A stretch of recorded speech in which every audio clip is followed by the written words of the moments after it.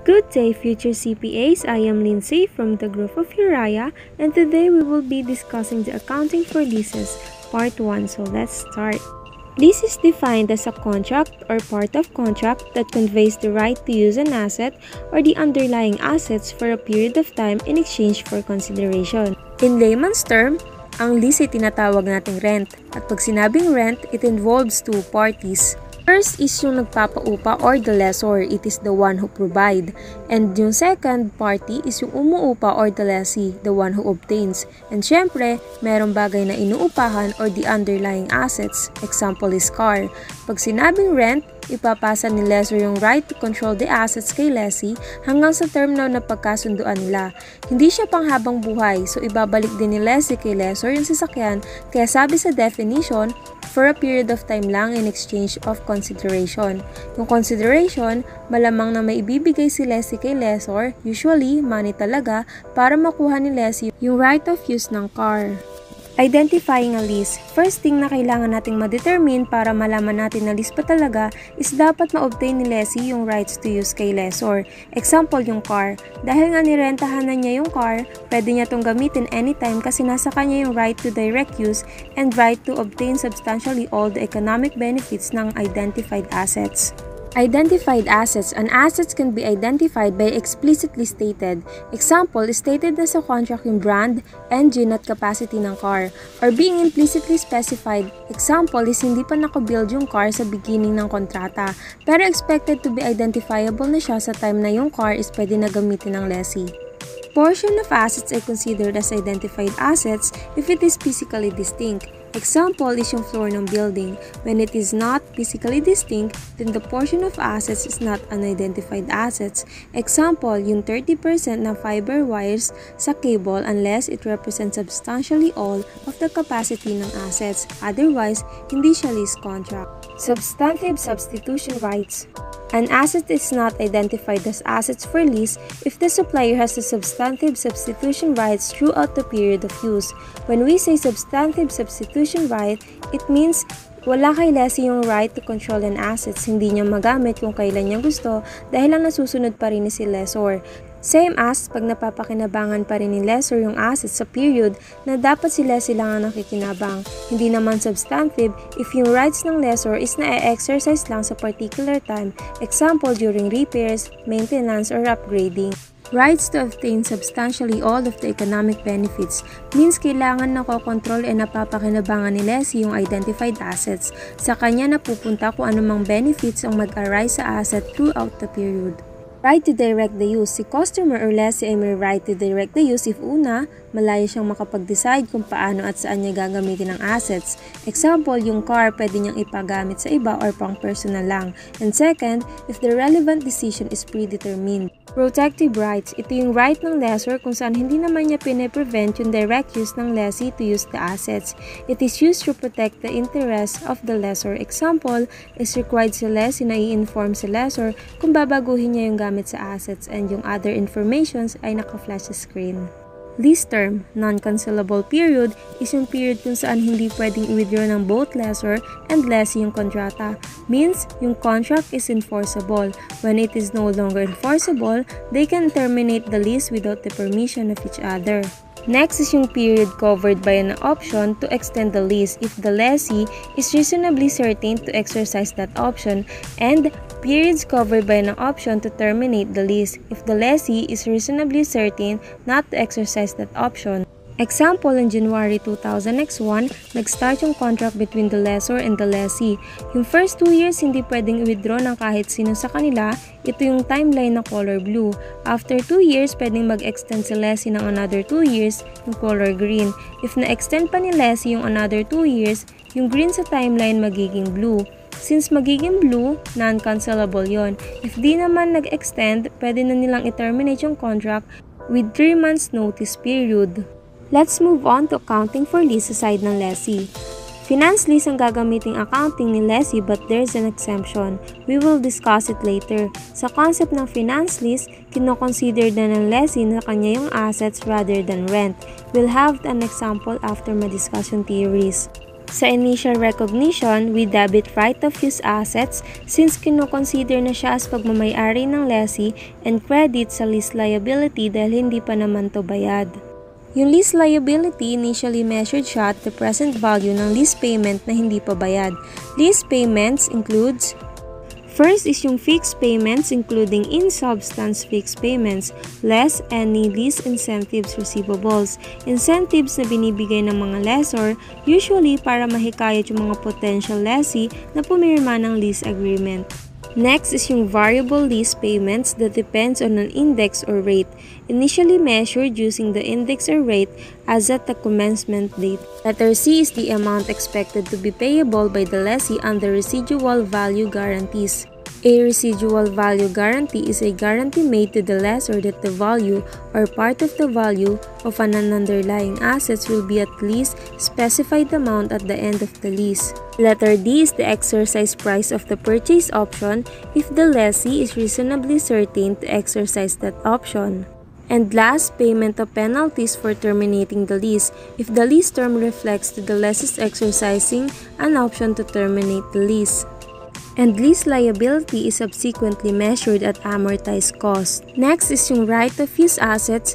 It is the right of the lessee na gamitin yung assets over the life of the lease. It is initially measured at cost. The cost comprising the following: first, the amount of the initial measurement of lease liability. Second, any lease payments made at or before the commencement date, less any lease incentive receives. Letter C is any initial direct cost incurred by the lessee. Last, the present value of any decommissioning and restoration costs for which the entity has incurred an obligation unless those costs are incurred to produce inventories. May mga lease na may kasamang requirements para sa lessee na i-return yung assets in a specified condition and subsequently measured under cost model. Cost less accumulated depreciation and any accumulated impairment losses, except kung mag-fall siya sa class ng PPE na kailangan i-measured at revaluation model, and if it meets the definition of investment which should be measured at fair value model.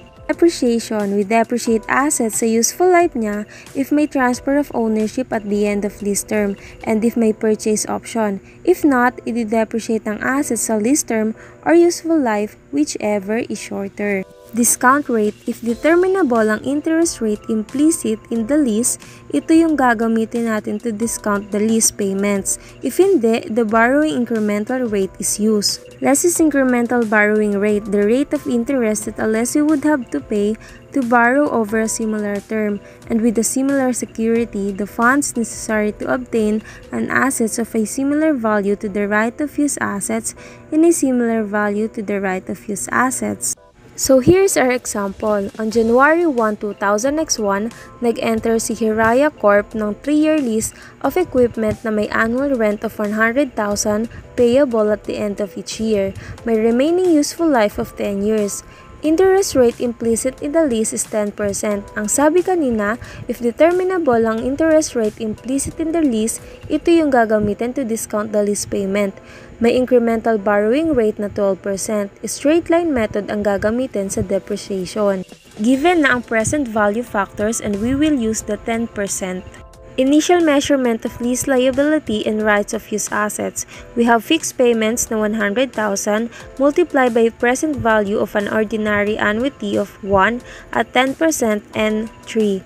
We have 2.48685 and we will get the 248,685 lease liability and right of use assets. Subsequent measurement of lease liability is through amortized cost. Here's the amortization table. January 1, 2001, ang present value ng equipment ay 248,685. Under ng payments, ito yung 100,000 na annual rent payable every year end. So, sa December 31, 2000X1, nagbayad si Hiraya Corp ng 100,000. Yung interest is 10% ng present value which is 24,869. Get the difference of 100,000 and the interest of 24,869 and we will get the amortization of 75,131. And to get the present value on December 31, 2000x1, less lang natin yung amortization sa present value last January 1, 2001. And we will get 173,554. And same yung process hanggang sa mag-zero yung present value in the end of the lease term. Subsequent measurement of right-of-use assets is a cost model.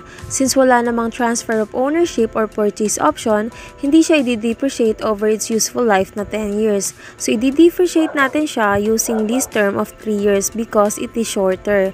We have cost, 248,685 divided by lease term na shorter, which is 3, and we will have the annual depreciation of 82,895. Entries on December 31, 2000x1. Debit interest expense of 24,869 and lease liability of 75,131. Credit cash of 100,000 to record lease payments and to recognize interest expense. To record the depreciation expense, we debit depreciation expense and credit right-of-use assets of 82,895. Recognition exemption. If sa accounting for lessor, merong optional rule if you are going to use finance lease or operating lease, depende sa totoong nangyayari. Sa accounting for lease by lessee, operating lease yung ginagamit, pero pwede rin namang operating lease, but it is not a choice or rule. We call it as an exemption because of these two. Una, if short-term lang ang lease, meaning it is 12 months or less. Second, if low value ang assets, example is table or personal computer, small items of office furnitures, and telephone. If tinake ng entity yung exemption, yung lease payment is recognized as expense on a straight-line basis over the lease term or another systematic basis. Assuming that the recognition of exemption ay in-apply sa problem kanina, walang i-recognize na lease liability or right-of-use asset si Hiraya Corp sa lease commencement. Yung 100K na annual lease payments ay i-recognize as expense in the period in which they are incurred. Separating the components of a contract. Sa isang lease contract, usually meron siyang lease components and non-lease components. Remember, a lease is a contract or part of a contract. So, possible na isang buong kontrata, hindi talaga lease lahat. May portion lang doon na stating or regarding to lease contract. So, possible talaga na sa isang kontrata, may lease and non-lease components. So, our basis for lease components is the relative standalone price. Aggregated standalone price naman sa non-lease. Lease of multiple assets. For a contract that contains right to use of multiple assets, example, a lease of 2 or more pieces of equipment, yung right to use asset is considered a separate lease if na-meet nito yung dalawang criteria, which is first, dapat may benefit ang lessee sa paggamit ng asset, and second, kung hindi makakaapekto sa ibang underlying assets ang desisyon ng lessee sa isang assets. If both are not met, then an asset is considered a single lease component. Non-lease components is considered a separate element if it transfers good or service sa lessee. Example includes first, maintenance like repairs and cleaning, security service, supplies of utilities like electricity, water, and internet, supplies of good like goods consumable for manufacturing equipment, and supply of operational service like drivers and machine operators. Payments like administrative tasks, real property taxes, and insurance costs are included in the total consideration since it is not a separate component of contract, since it has no transfer of good and service to lessee. Example of separating the components of contract. Si Hiraya Company nag-enter daw ng 3-year contract para sa binder, printer, and converter. Yung binder, magagamit siya ng mag-isa. Pero yung printer, hindi gagana ng walang converter. So, hindi magli-lease si Hiraya Company ng printer na walang converter. Yung contract nag-require na dapat magkaroon ng fixed annual payment na 240,000. 225,000 ay allotted sa rent ng 3 machines, 11,000 sa maintenance, and 4,000 sa administrative tasks. Let's analyze the contract. May 2 lease components, yung una, binder, and pangalawa, yung printer and converter na treated as one component since kailangan nila yung isa't isa to function. And may 3 non-lease, yung maintenance sa 3 machine. Yung administrative task na 4,000, hindi separate component dahil wala naman siyang transfer of good or service kay lessee, kaya isasama natin siya sa maintenance. Yung dalawang lease components, kailangan maklasify sila individually. Ibig sabihin, kailangan malaman ang standalone price nila separately. So, yung binder is 52,000, then yung printer and converter is 195,000. 180,000 plus 15,000. Tapos, yung tatlo, aalamin natin yung standalone price niya pero pagsasamahin na lang natin dahil non-list naman siya. Di gaya ng list component kasi possible na magkakaiba yung useful life ng right-of-use assets nilang dalawa. Kaya separate yung gagawing allocation. So, sa maintenance of binder, we have 4,000, 8,000 for printer, and 1,000 for converter, total of 13,000. Sa table, we have total consideration of 240,000 na annual payment. Yung total na standalone price is 260,000. To get the allocation, multiply lang natin sa 240,000 fixed annual payment yung standalone price over the total standalone price. So, 240,000 multiply by 52,000 over 260,000 and we will have 48,000 allocated sa binder and so on. So, ganon yung magiging accounting process natin pag magsa-separate ng components ng contract into lease components and non-lease component. That ends our discussion for the leases part 1. I hope you have learned something today. See you next topic. Bye!